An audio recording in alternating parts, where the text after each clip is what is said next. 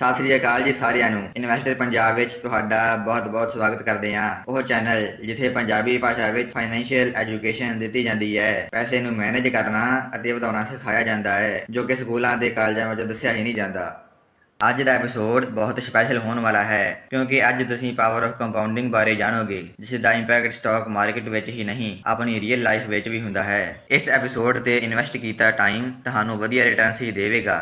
ਅੱਜ ਤੁਸੀਂ ਉਹ ਨੌਲੇਜ ਗੇਨ ਕਰਨ ਲੱਗੇ ਹੋ ਜਿਸ ਬਾਰੇ ਤੁਸੀਂ ਕਦੀ ਸੁਣਿਆ ਵੀ ਨਹੀਂ ਹੋਵੇਗਾ। ਜੇਕਰ ਤੁਸੀਂ ਵੀ ਪੰਜਾਬੀ ਭਾਸ਼ਾ ਵਿੱਚ ਸਟਾਕ ਮਾਰਕੀਟ ਬਾਰੇ ਨੌਲੇਜ ਲੈਣਾ ਚਾਹੁੰਦੇ ਹੋ ਅਤੇ ਫਾਈਨੈਂਸ਼ੀਅਲੀ ਇੰਡੀਪੈਂਡੈਂਟ ਹੋਣਾ ਚਾਹੁੰਦੇ ਹੋ ਤਾਂ ਇਨਵੈਸਟਰ ਪੰਜਾਬ ਨੂੰ ਸਬਸਕ੍ਰਾਈਬ ਕਰ ਸਕਦੇ ਹੋ। ਉਂਝ ਤਾਂ YouTube ਤੇ ਬਹੁਤ ਚੈਨਲ ਹਨ ਜੋ ਫਾਈਨੈਂਸ਼ੀਅਲ ਐਜੂਕੇਸ਼ਨ ਦਿੰਦੇ ਹਨ, ਤੁਸੀਂ ਉਹ ਵੀਡੀਓਜ਼ ਵੀ ਵੇਖ ਸਕਦੇ ਹੋ, ਪਰ ਆਪਣੀ ਪੰਜਾਬੀ ਭਾਸ਼ਾ ਵਿੱਚ ਬਹੁਤ ਹੀ ਘੱਟ ਚੈਨਲ ਹਨ। ਪੰਜਾਬੀ ਮਾਂ ਬੋਲੀ ਵਿੱਚ ਫਾਈਨੈਂਸ਼ੀਅਲ ਨੌਲੇਜ ਲੈਣ ਲਈ ਤੁਸੀਂ ਇਨਵੈਸਟਰ ਪੰਜਾਬ ਨੂੰ ਸਬਸਕ੍ਰਾਈਬ ਕਰ ਸਕਦੇ ਹੋ।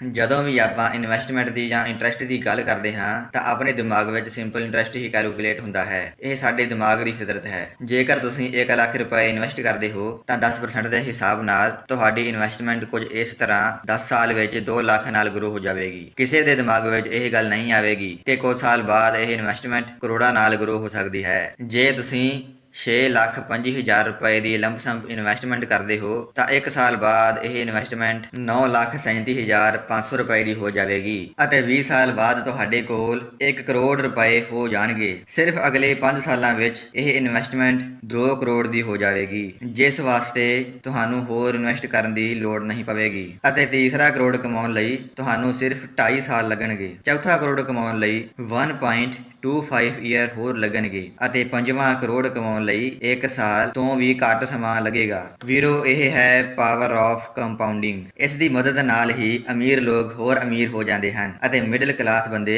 ਉੱਥੇ ਹੀ ਰਹਿ ਜਾਂਦੇ ਹਨ। ਤੁਸੀਂ ਆਪਣੀ ਜ਼ਿੰਦਗੀ ਦਾ ਪਹਿਲਾ 1 ਲੱਖ ਮਿਹਨਤ ਕਰਕੇ ਕਮਾ ਸਕਦੇ ਹੋ, ਪਰ ਤੁਹਾਨੂੰ ਪਹਿਲਾ 1 ਕਰੋੜ ਕਮਾਉਣ ਲਈ ਸਮਾਰਟ ਵਰਕ ਕਰਨਾ ਹੀ ਪਵੇਗਾ। ਕੋਈ ਵੀ ਬੰਦਾ ਸੇਵਿੰਗਸ ਕਰਕੇ ਜਾਂ FD ਕਰਾ ਕੇ 1 ਕਰੋੜ ਰੁਪਇਆ ਕਮਾ ਹੀ ਨਹੀਂ ਸਕਦਾ। ਇਸੇ ਲਈ ਤੁਹਾਨੂੰ ਇਨਵੈਸਟਮੈਂਟ ਤਾਂ ਕਰਨੀ ਹੀ ਪਵੇਗੀ, ਜਿਸ ਵਿੱਚ ਥੋੜਾ ਟਾਈਮ ਲੱਗੇਗਾ ਅਤੇ ਹਰ ਕੋਈ ਆਸਾਨੀ ਨਾਲ 15% ਰਿਟਰਨ ਕਮਾ ਹੀ ਸਕਦਾ ਹੈ। ਪਰ ਜੇਕਰ ਤੁਸੀਂ ਥੋੜੀ ਹੋਰ ਮਿਹਨਤ ਅਤੇ ਰਿਸਰਚ ਨਾਲ ਵੱਧ ਰਿਟਰਨ ਜਨਰੇਟ ਕਰ ਸਕਦੇ ਹੋ ਤਾਂ ਤੁਹਾਨੂੰ ਹੋਰ ਵੀ ਘੱਟ ਸਮਾਂ ਲੱਗੇਗਾ। ਜਿਵੇਂ ਕਿ ਤੁਸੀਂ ਦੇਖ ਸਕਦੇ ਹੋ, ਐਪਲ ਕੰਪਨੀ ਨੂੰ $1 ਟ੍ਰਿਲੀਅਨ ਯਾਨੀ ਇੰਨੇ ਪੈਸੇ ਬਣਾਉਣ ਲਈ 40 ਸਾਲ ਲੱਗੇ ਸਨ, ਪਰ ਉਸਨੂੰ $2 ਟ੍ਰਿਲੀਅਨ ਦੀ ਕੰਪਨੀ ਬਣਨ ਲਈ ਸਿਰਫ 3 ਸਾਲ ਹੀ ਲੱਗੇ ਸਨ। ਜੇਕਰ ਤੁਸੀਂ ਕਿਸੇ ਅਮੀਰ ਵਿਅਕਤੀ ਜਿਵੇਂ ਬਿਲ ਗੇਟਸ ਅਤੇ ਜੈਫ ਬੇਜ਼ੋਸ ਦੀ ਵੈਲਥ ਚੈੱਕ ਕਰੋਗੇ ਤਾਂ ਤੁਹਾਨੂੰ ਪਤਾ ਲੱਗੇਗਾ ਕਿ ਇਹ ਹਰ ਇੱਕ ਸਕਿੰਟ ਵਿੱਚ ਲੱਖਾਂ ਡਾਲਰ ਕਮਾਉਂਦੇ ਹਨ। ਇਸ ਦਾ ਸਿੰਪਲ ਰੀਜ਼ਨ ਇਹ ਹੈ ਕਿ ਉਹਨਾਂ ਦਾ ਬਹੁਤ ਵੱਡਾ ਅਮਾਉਂਟ ਉਹਨਾਂ ਦੀ ਕੰਪਨੀਜ਼ ਵਿੱਚ ਹੀ ਇਨਵੈਸਟਡ ਹੈ, ਜੋ ਕਿ ਇੱਕ ਸਮੇਂ ਵਿੱਚ ਬਹੁਤ ਹੀ ਛੋਟਾ ਸੀ ਤੇ ਕੰਪਾਊਂਡਿੰਗ ਦੀ ਮਦਦ ਨਾਲ ਬਹੁਤ ਹੀ ਵੱਡਾ ਹੋ ਗਿਆ ਹੈ। ਹੁਣ ਜਾਣਦੇ ਹਾਂ ਕਿ ਪਾਵਰ ਆਫ ਕੰਪਾਊਂਡਿੰਗ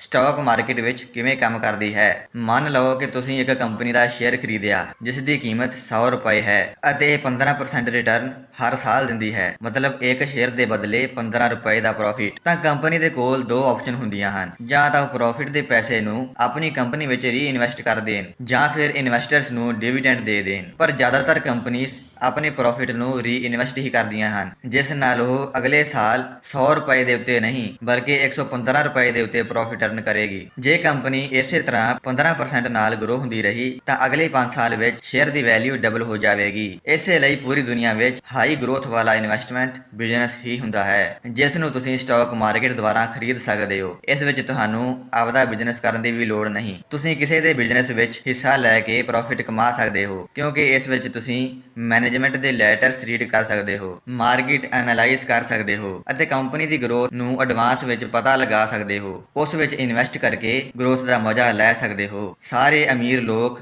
ਬਿਜ਼ਨਸ ਵਿੱਚ ਪੈਸਾ ਲਗਾ ਕੇ ਹੀ ਅਮੀਰ ਹੋਏ ਹਨ, ਕਿਉਂਕਿ ਇਹ ਵਾਰ-ਵਾਰ ਆਪਣੇ ਸ਼ੇਅਰਸ ਨੂੰ ਬਾਏ ਸੈਲ ਨਹੀਂ ਕਰਦੇ ਬਲਕਿ ਲੌਂਗ ਟਰਮ ਲਈ ਹੋਲਡ ਕਰਕੇ ਪਾਵਰ ਆਫ ਕੰਪਾਊਂਡਿੰਗ ਦਾ ਮਜ਼ਾ ਲੈਂਦੇ ਹਨ। ਤਾਂ ਸਵਾਲ ਇਹ ਆਉਂਦਾ ਹੈ ਕਿ ਲੋਕ ਕੰਪਾਊਂਡਿੰਗ ਦੀ ਪਾਵਰ ਨੂੰ ਕਿਉਂ ਨਹੀਂ ਸਮਝਦੇ ਅਤੇ ਇਹਨਾਂ ਡਰਦੇ ਕਿਉਂ ਹਨ। ਮੇਰੇ ਦੋਸਤ ਰਾਜਵੀਰ ਨੇ 10 ਸਾਲ ਪਹਿਲਾਂ ਰੀਅਲ ਏਸਟੇਟ ਵਿੱਚ 50 ਲੱਖ ਰੁਪਏ ਲਗਾਏ ਸਨ ਅਤੇ ਸਟਾਕ ਮਾਰਕੀਟ ਬਾਰੇ ਪਤਾ ਲੱਗਣ ਤੇ ਉਸਨੇ ਮਿਊਚੁਅਲ ਫੰਡ ਵਿੱਚ ਵੀ 500 ਰੁਪਏ ਲਗਾ ਦਿੱਤੇ, ਪਰ ਰਿਸੈਸ਼ਨ ਦੇ ਡਰ ਕਾਰਨ ਉਸਨੇ ਹੋਰ ਪੈਸੇ ਇਨਵੈਸਟ ਨਹੀਂ ਕੀਤੇ। ਉਸਦੇ ਰੀਅਲ ਏਸਟੇਟ ਦੇ ਪੈਸੇ ਅੱਜ ਦੀ ਡੇਟ ਵਿੱਚ 1 ਕਰੋੜ ਰੁਪਏ ਬਣ ਗਏ ਹਨ, ਮਤਲਬ 50 ਲੱਖ ਦਾ ਪ੍ਰੋਫਿਟ। ਪਰ ਉਸ ਦੇ ਮਿਊਚੁਅਲ ਫੰਡ ਵਿੱਚ ਲਗਾਏ ਪੈਸੇ 500 ਤੋਂ 650 ਰੁਪਏ ਹੋ ਗਏ ਹਨ, ਜਿਸ ਕਰਕੇ ਉਹ ਕਹਿਣ ਲੱਗਾ ਕਿ ਸਟਾਕ ਮਾਰਕੀਟ ਵਿੱਚ ਤਾਂ ਪੈਸੇ ਹੀ ਨਹੀਂ ਬਣਦੇ, ਕਿਉਂਕਿ ਆਪਾਂ ਸਿਰਫ ਪ੍ਰੋਫਿਟ ਅਮਾਉਂਟ ਦੇ ਨੰਬਰਸ ਹੀ ਦੇਖਦੇ ਹਾਂ। ਆਪਾਂ ਇਹ ਨਹੀਂ ਦੇਖਦੇ ਕਿ ਆਪਾਂ ਕਿੰਨੇ ਪੈਸੇ ਲਗਾਏ ਸਨ ਅਤੇ ਕਿੰਨੇ ਟਾਈਮ ਲਈ ਲਗਾਏ ਸਨ ਅਤੇ ਉਸ ਤੋਂ ਕਿੰਨਾ % ਰਿਟਰਨ ਮਿਲਿਆ। ਜੇਕਰ ਦੇਖਿਆ ਜਾਵੇ ਤਾਂ ਕੰਪਾਊਂਡਿੰਗ ਜ਼ਿੰਦਗੀ ਦੇ ਹਰ ਫੀਲਡ ਵਿੱਚ ਕੰਮ ਕਰਦੀ ਹੈ, ਭਾਵੇਂ ਉਹ ਐਕਸਰਸਾਈਜ਼ ਹੋਵੇ, ਐਜੂਕੇਸ਼ਨ ਜਾਂ ਫਿਰ ਫਾਈਨੈਂਸ਼ੀਅਲ ਮੈਨੇਜਮੈਂਟ ਹੋਵੇ। ਬਸ ਬੈਂਕਸ ਵਿੱਚ ਕੰਪਾਊਂਡਿੰਗ ਦੀ ਪਾਵਰ ਦੇਖਣ ਨੂੰ ਨਹੀਂ ਮਿਲਦੀ। ਸੇਵਿੰਗਸ ਅਕਾਊਂਟ ਵਿੱਚ ਪੈਸਾ ਪਿਆ ਤਾਂ ਛੱਡਦਾ ਹੀ ਹੈ। ਤੁਸੀਂ ਦੇਖ ਸਕਦੇ ਹੋ ਕਿ ਸੇਵਿੰਗਸ ਅਕਾਊਂਟ ਵਿੱਚ 1000 ਰੁਪਏ ਦੀ ਇਨਵੈਸਟਮੈਂਟ 10 ਸਾਲ ਬਾਅਦ ਸਿਰਫ 400 ਰੁਪਏ ਹੀ ਕਮਾ ਕੇ ਦਿੰਦੀ ਹੈ। ਮਤਲਬ ਤੁਹਾਨੂੰ ਸੇਵਿੰਗਸ ਅਕਾਊਂਟ ਵਿੱਚ ਪੈਸੇ ਡਬਲ ਕਰਨ ਲਈ 20 ਸਾਲ ਤੋਂ ਜ਼ਿਆਦਾ ਟਾਈਮ ਲੱਗੇਗਾ, ਜਦਕਿ ਇੰਡੈਕਸ ਫੰਡ ਵਿੱਚ ਆਰਾਮ ਨਾਲ 2200 ਰੁਪਏ ਦਾ ਪ੍ਰੋਫਿਟ 10 ਸਾਲ ਵਿੱਚ ਆ ਜਾਂਦਾ ਹੈ। ਜੇਕਰ ਦੇਖਿਆ ਜਾਵੇ ਤਾਂ ਰਾਜਵੀਰ ਦੇ ਰੀਅਲ ਏਸਟੇਟ ਵਿੱਚ ਪੈਸੇ ਡਬਲ ਹੋਣ ਵਿੱਚ ਵੀ 10 ਸਾਲ ਲੱਗ ਗਏ, ਮਤਲਬ ਹਰ ਸਾਲ 10% ਦਾ CAGR ਰਿਟਰਨ। ਇੱਕ ਫਾਈਨੈਂਸ਼ੀਅਲ ਐਪੀਸੋਡ ਨੂੰ ਬਣਾਉਣ ਅਤੇ ਕਰੰਟ ਡੇਟਾ ਇਕੱਠਾ ਕਰਨ ਵਿੱਚ ਬਹੁਤ ਟਾਈਮ ਲੱਗਦਾ ਹੈ। ਜੇ ਤੁਹਾਨੂੰ ਸਟਾਕ ਮਾਰਕੀਟ ਬਾਰੇ ਨਵੀਂ ਜਾਣਕਾਰੀ ਮਿਲੀ ਹੋਵੇ ਤਾਂ ਵੀਡੀਓ ਨੂੰ ਲਾਈਕ ਜ਼ਰੂਰ ਕਰਨਾ, ਇਸ ਨਾਲ ਸਾਡਾ ਵੀ ਹੌਸਲਾ ਵਧੇਗਾ। ਜਿਨ੍ਹਾਂ ਦੇ ਮਨ ਵਿੱਚ ਸਟਾਕ ਮਾਰਕੀਟ ਬਾਰੇ ਫਾਲਤੂ ਦਾ ਡਰ ਭਰਿਆ ਹੋਇਆ ਹੈ, ਉਹਨਾਂ ਨਾਲ ਇਹ ਵੀਡੀਓ ਜ਼ਰੂਰ ਸ਼ੇਅਰ ਕਰਨਾ।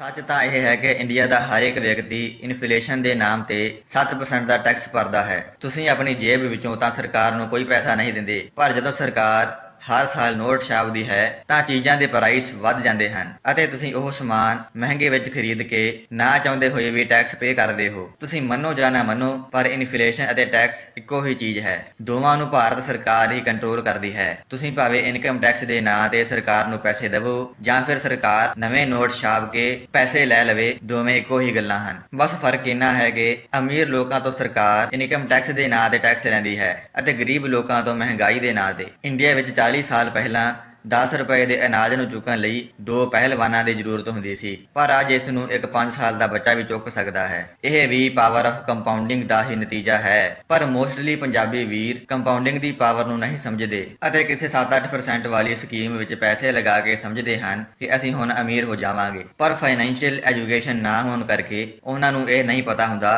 ਕਿ ਇਨਫਲੇਸ਼ਨ ਵੀ ਇੰਨੇ ਰੇਟ ਨਾਲ ਹੀ ਗਰੋ ਹੋ ਰਹੀ ਹੈ, ਮਤਲਬ ਪੈਸਾ ਤਾਂ ਵਧਿਆ ਹੀ ਨਹੀਂ। ਉਹ ਸੋਚਦੇ ਰਹਿੰਦੇ ਹਨ ਕਿ ਅਸੀਂ ਤਾਂ ਪ੍ਰੋਪਰ ਸੇਵਿੰਗਸ ਕਰਕੇ ਇਨਵੈਸਟ ਵੀ ਕਰ ਰਹੇ ਹਾਂ, ਪਰ ਪੈਸਾ ਕਿੱਧਰ ਜਾ ਰਿਹਾ ਹੈ। ਇਸ ਲਈ ਜੇ ਡਰਨਾ ਹੀ ਹੈ ਤਾਂ ਉਸ ਟੈਕਸ ਤੋਂ ਨਾ ਡਰੋ ਜਿਸ ਨੂੰ ਉਦੋਂ ਭਰਨਾ ਹੋਵੇਗਾ ਜਦੋਂ ਤੁਹਾਡੇ ਕੋਲ ਬਹੁਤ ਪੈਸਾ ਹੋਵੇਗਾ, ਸਗੋਂ ਉਸ ਟੈਕਸ ਤੋਂ ਡਰੋ ਜਿਸ ਨੂੰ ਤੁਹਾਨੂੰ ਉਦੋਂ ਵੀ ਭਰਨਾ ਪਵੇਗਾ ਜਦੋਂ ਤੁਹਾਡੇ ਕੋਲ ਘੱਟ ਪੈਸੇ ਹੋਣਗੇ। ਦੇਖਿਆ ਜਾਵੇ ਤਾਂ ਲੋਕਾਂ ਦਾ ਮਾਈਂਡਸੈਟ ਹੀ ਉਹਨਾਂ ਦਾ ਸਭ ਤੋਂ ਵੱਡਾ ਦੁਸ਼ਮਣ ਹੈ। ਜੇ ਸੱਚੀ ਅਮੀਰ ਹੋਣਾ ਚਾਹੁੰਦੇ ਹੋ ਤਾਂ ਸੇਵਿੰਗਸ ਮਾਈਂਡਸੈਟ ਨੂੰ ਛੱਡ ਕੇ ਇਨਵੈਸਟਿੰਗ ਮਾਈਂਡਸੈਟ ਨੂੰ ਅਪਣਾਉਣਾ ਪਵੇਗਾ, ਜਿਸ ਵਿੱਚ ਇਨਵੈਸਟਰ ਪੰਜਾਬ ਤੁਹਾਡੀ ਪੂਰੀ ਮਦਦ ਕਰੇਗਾ। ਸਵਾਲ ਇਹ ਹੈ ਕਿ ਜੇ ਇਹ ਟੌਪਿਕ ਇੰਨਾ ਹੀ ਇੰਪੋਰਟੈਂਟ ਹੈ ਤਾਂ ਲੋਕ ਇਸ ਬਾਰੇ ਗੱਲ ਕਿਉਂ ਨਹੀਂ ਕਰਦੇ? ਕਿਉਂਕਿ ਜਿਨ੍ਹਾਂ ਨੂੰ ਪਾਵਰ ਆਫ ਕੰਪਾਊਂਡਿੰਗ ਬਾਰੇ ਪਤਾ ਹੁੰਦਾ ਹੈ, ਜਿਵੇਂ ਬੈਂਕਸ ਵਾਲੇ, ਇੰਸ਼ੋਰੈਂਸ ਵਾਲੇ ਅਤੇ ਬ੍ਰੋਕਰਸ, ਉਹ ਤੁਹਾਨੂੰ ਇਹੋ ਜਿਹੀਆਂ ਸਸਤੀਆਂ ਇਨਵੈਸਟਮੈਂਟਸ ਬਾਰੇ ਦੱਸਣਗੇ ਜਿਨ੍ਹਾਂ ਵਿੱਚ ਸਿਰਫ ਉਹਨਾਂ ਦਾ ਹੀ ਫਾਇਦਾ ਹੁੰਦਾ ਹੈ। ਕਿਉਂਕਿ ਜੇ ਪਬਲਿਕ ਨੂੰ ਇਹ ਗੱਲ ਚੰਗੀ ਤਰ੍ਹਾਂ ਸਮਝ ਆ ਗਈ ਤਾਂ ਉਹ ਕੋਈ ਸਿੰਪਲ ਮਿਊਚੁਅਲ ਫੰਡ ਖਰੀਦ ਕੇ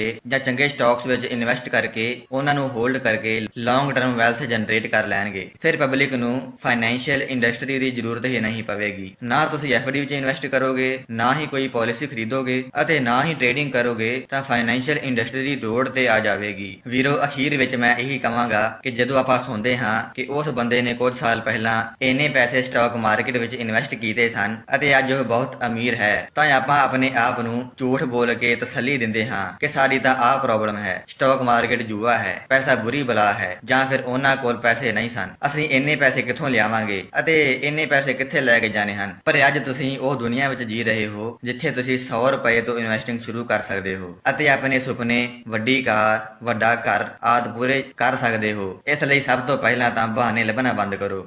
ਮੈਨੂੰ ਪਤਾ ਹੈ ਕਿ ਬਿਜ਼ਨਸ ਕਰਨਾ ਹਰ ਕਿਸੇ ਦੇ ਵੱਸ ਦੀ ਗੱਲ ਨਹੀਂ। ਆਪਣੇ ਪੰਜਾਬੀ ਵੀਰ ਉਦਾਂ ਵੀ ਬਿਜ਼ਨਸ ਵੱਲ ਧਿਆਨ ਨਹੀਂ ਦਿੰਦੇ ਅਤੇ ਨਾ ਹੀ ਸਾਰੇ ਜਾਣੇ ਬਿਜ਼ਨਸ ਖੋਲ ਸਕਦੇ ਹਨ, ਪਰ ਆਪਾਂ ਕਿਸੇ ਦੇ ਬਿਜ਼ਨਸ ਨੂੰ ਆਪਣਾ ਸਮਝ ਕੇ ਉਸ ਵਿੱਚ ਇਨਵੈਸਟ ਤਾਂ ਕਰ ਹੀ ਸਕਦੇ ਹਾਂ ਅਤੇ ਪੈਸੇ ਨੂੰ ਗਰੋ ਕਰ ਸਕਦੇ ਹਾਂ। ਜੇਕਰ ਤੁਸੀਂ ਇੱਥੋਂ ਤੱਕ ਵੀਡੀਓ ਦੇਖ ਚੁੱਕੇ ਹੋ ਤਾਂ ਇਸ ਦਾ ਮਤਲਬ ਹੈ ਤੁਸੀਂ ਸੱਚੀ ਵਿੱਚ ਇਨਵੈਸਟਿੰਗ ਮਾਈਂਡਸੈਟ ਵਾਲੇ ਹੋ ਅਤੇ ਨੌਲੇਜ ਇਨਕਰੀਜ਼ ਕਰਨਾ ਚਾਹੁੰਦੇ ਹੋ। ਪਰ ਇਨਵੈਸਟਰ ਪੰਜਾਬ ਵਿੱਚ ਆਉਣ ਦਾ ਫਾਇਦਾ ਤਾਂ ਹੀ ਹੈ ਜੇ ਤੁਸੀਂ ਗੱਲਾਂ ਛੱਡ ਕੇ ਐਕਸ਼ਨ ਲਓ, ਇਨਵੈਸਟਿੰਗ ਸਟਾਰਟ ਕਰੋ। ਤਾਂ ਮੈਂ ਵੀ ਸਮਝਾਂਗਾ ਕਿ ਇਨਵੈਸਟਰ ਪੰਜਾਬ ਦੇ ਮੈਂਬਰਸ ਰਿਚ ਮਾਈਂਡਸੈਟ ਵਾਲੇ ਹਨ।